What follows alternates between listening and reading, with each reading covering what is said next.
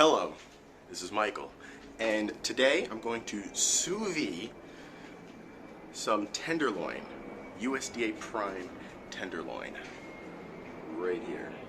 Look at that, all in its goodness. But I'm going to sous vide it without a sous vide machine. You don't need a sous vide machine or any special equipment, some equipment that you just already have. And I'm going to show you how to do it right now. Alright, so first what you're going to want to do is you're going to want to season this up really nice. I'm going to wash my hands. I'm going to use salt and pepper. Actually, I noticed that I have some coarse salt. I'm going to actually use this instead. As you can see, I kind of ripped off the label here. An attempt to, I guess. But anyways, I have rosemary. Rosemary is a flavor that I like, especially on my steaks. So I'm going to put some of this on. I'm not going to overdo it. Now we're going to do the other side. Now it's time to use a simple Ziploc bag. You can find these pretty much anywhere. You probably already have them in your house. But here I'm going to use this to actually put inside, or I should use this to put the steak inside. Now I should have dried this beforehand. I didn't. That's a step I forgot, but it's okay. I'm just going to apply this inside the bag now.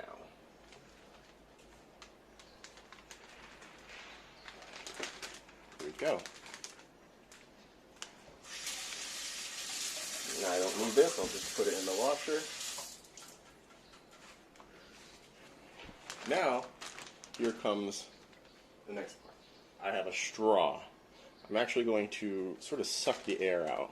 But to make things easier, I'm not going to just suck it out from here. I'm actually going to close the lid on this bag. Make sure it's tight all around. And then what I'm going to do is I'm going to just press the air out.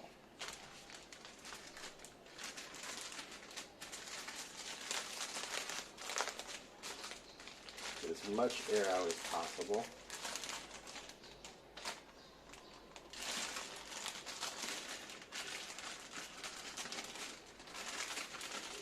And then I'm going to try to get the air out of here. Alright, I'm back, and this is the very best I can do. It's not super tight, but when you're using the straw method, I mean, this is pretty good. So it doesn't have to be super tight, but this is how you kind of want it to be.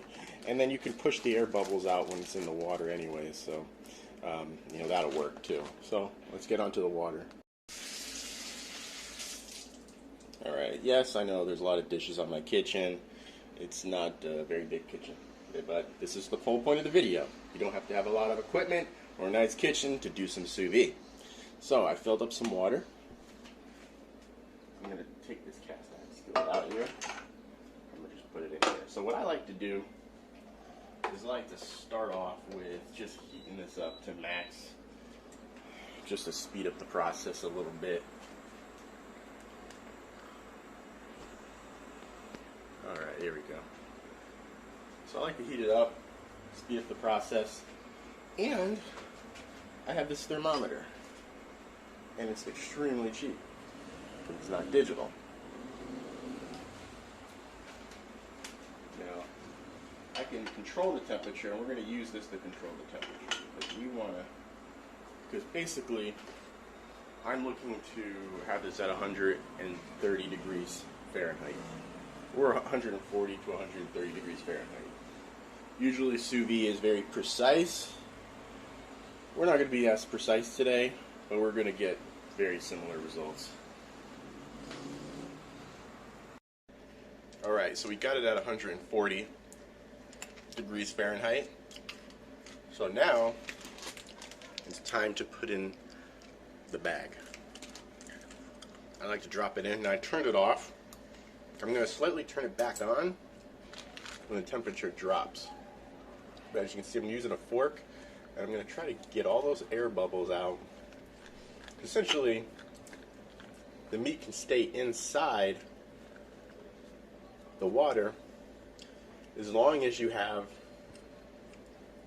the air bubbles right at the tippy top. So it doesn't matter if the air bubbles are here. It's perfectly fine if you have extra air out of here, as long as everything's sort of staying in the water. And there we go. Now it's time to just wait. Now if I see this temperature dip, I'm going to turn this back on. Constantly watch it, but you shouldn't see much of a, you don't have to do much fluctuation at all. It's relatively easy to just come back and make sure that temperature doesn't dip below 130. That's it. I'm just making sure it doesn't dip below 130. Now, how long am I going to keep this in here for? Probably an hour and a half to about 2 hours. Just if it's at this temperature. And yeah, and then, you know, I'll get on to the next step. A few moments later. Okay, everyone. We are about an hour in, and there was a little trial and error, because I'm going to be honest, I'm making this video, but this is the first time doing this, so I found the sweet spot, though, of where I need to be in regards to the power from this induction cooker. And in this particular induction cooker, because all induction cookers are not the same, this one, it looks like having this on the 60 mode, which is the lowest mode, and this will give me the proper temperature that I want. This is exactly where I want to be, just right here. And it's been like this for a while, so it hasn't gone down from this temperature, and it hasn't gone up. 135 or 136 degrees Fahrenheit.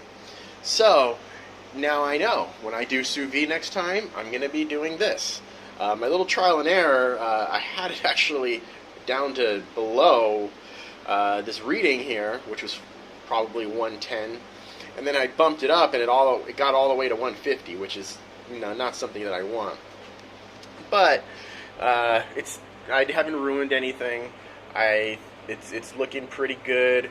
It's at 135, so yeah. So I'm just gonna wait about another, let's say, 30 to 40 minutes, and I'll take this out to dry. A few moments later. Alright, everyone, it's been about an hour and a half. I'm going to put this aside, and it looks pretty much done. So, I'm going to pour out all the water. Don't need that anymore. I'm going to get out my trusty board, and I'm going to take this beautiful tenderloin out. There we go. We got some juices. That's pretty normal. And what I'm going to do is I'm going to take this bag and throw it out. Don't need it anymore. Alright, so with this, I'm going to just wrap it up. Actually, no, I'm not going to wrap it up, but I'm going to dry it up. This needs to be dry. It feels beautiful. It feels very, I guess you can say, tender. It is USDA prime, so, I mean, this is just going to be amazing. Alright, put it back on the board, even though the board's a little bit wet. And then I'm going to sear it off. And as you can see, I got some eggs here. That's going to go good with it. I'm going to sear it off in this cast iron skillet. I don't have a blowtorch, which I would love, you know, but I don't have that. Alright, here comes the moment of truth. It is time to get this hot and sear the steak. So, this is going to be very, very tricky. As you can see, it's really heating up here. I'm going to do what I do here. Now, it just started heating up. This is only going to be for searing purposes. I want a nice crust on the beef. And so, but I'm going to also get some butter out.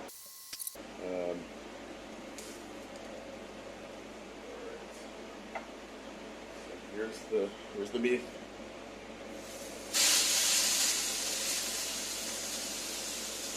It is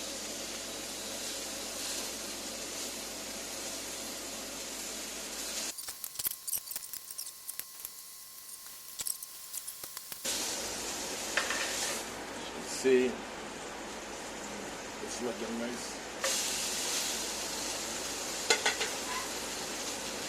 Now I'm going to turn it on.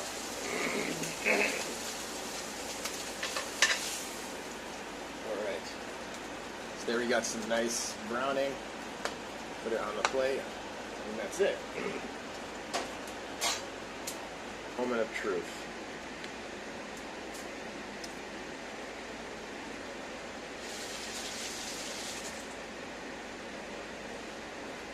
Usually I cut it with a cutting board, but let's see how it came out.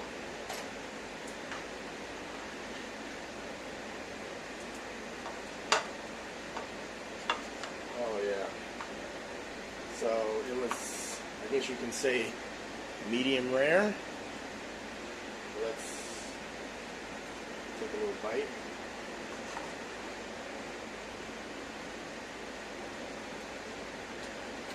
Oh my god.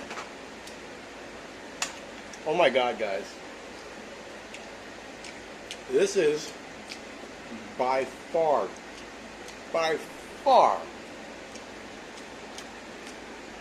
the best beef I've ever cooked in my life. Oh my god. And I even had Wagyu beef. Nothing. And I say nothing comes close to this. Oh my god. That is unbelievably good. Oh, wow. Alright, guys. Hello, guys. So that was just amazing. I didn't expect it to be that good. Anyways, so what's the verdict? So I basically sous vide some USDA prime. I mean, you can't really go wrong with USDA prime tenderloin. I mean, it's just, you know, there's ribeye. I had a ribeye USDA prime. I had Wagyu beef also, but nothing surprised me more than this tenderloin, and I think it's just the way I prepared it. This is the first time I've ever sous vide steak before, ever, or made in a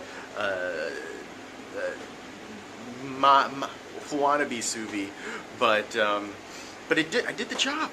It did it exactly the way I wanted it. It had the exact right amount of pink, not too pink. Had the right amount of crust that I needed.